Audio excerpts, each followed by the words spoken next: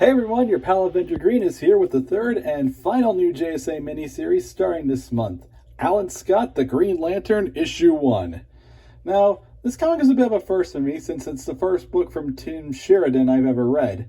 I've heard mixed feelings about his Teen Titans Academy book, and that's all I've really known he's written. But based on this issue, he's made a good first impression. So, like the Jay Garrick book, this book takes place in two timelines.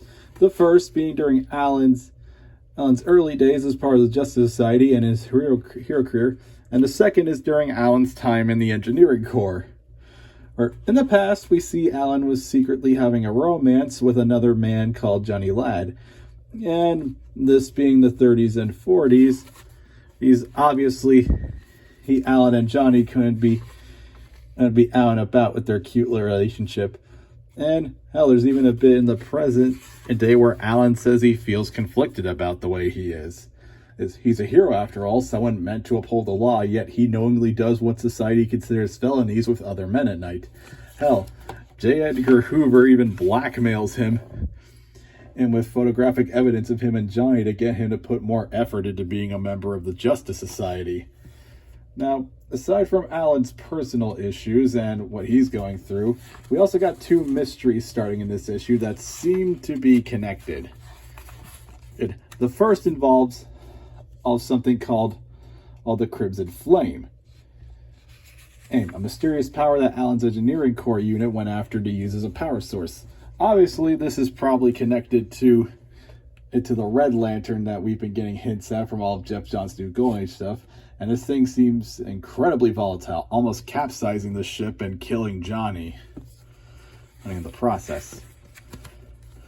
But in the current day, we have apparently there's a second Green Lantern going around, as by the time Alan arrives to a crime in progress, the cops say they already saw Alan before, even though he just arrived at the crime scene.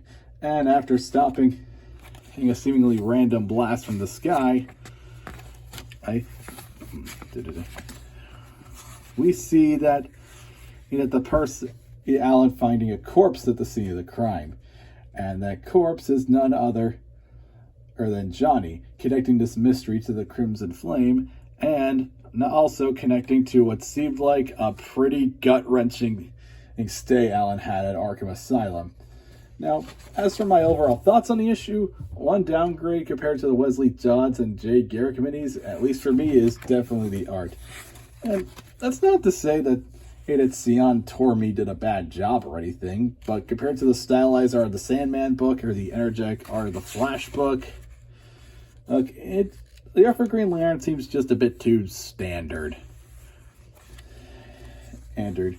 Everyone is proportioned right, the expressions are identifiable, the backgrounds are just the right amount of detailed. It's all perfectly fine, but there's nothing really that pops out. It honestly feels like someone took some Rafa Sindalva panels and sanded all the flare off. But it's not all bland on the art front. Matt Herms does a good job with the color and lighting, especially in the scenes with the Crimson Flame. Thankfully, Tim Sheridan's writing does more than make up for that. Throughout the narration provided by Alan's journal, you really do end up feeling sorry for the guy. This is a man who simply wants to be himself, but knows that the society around him and the laws he swore to uphold are against that. You can honestly tell that Sheridan is putting some of his own experiences as when dealing with the emotional side of Alan being closeted and not wanting to be part of the JSA because his last experience on a team ended in disaster. But he also delivers some impeccable dialogue, especially with Alan's pal Derby. It takes real talent to properly write a poetic accent. You'd be amazed how easy it is to screw that up. So, yeah, that's Alan Scott, The Green Lantern, Issue 1. While not as artistically strong as Wesley Dodds, The Sandman, or Jay Garrick, The Flash, it matches their quality in terms of writing. This really has been a great month for fans of DC's Golden Age characters, and that's not even including the current Justice Society of America book. And not to mention that the books tend to vary different in tone, which is always a plus for a line of books. If you're a fan of Alan Scott, you definitely need to be reading this book. And if you're a fan of the JSA, you definitely need to be reading all three miniseries.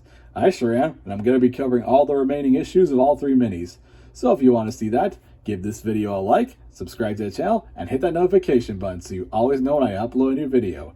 Until next time, have a great day.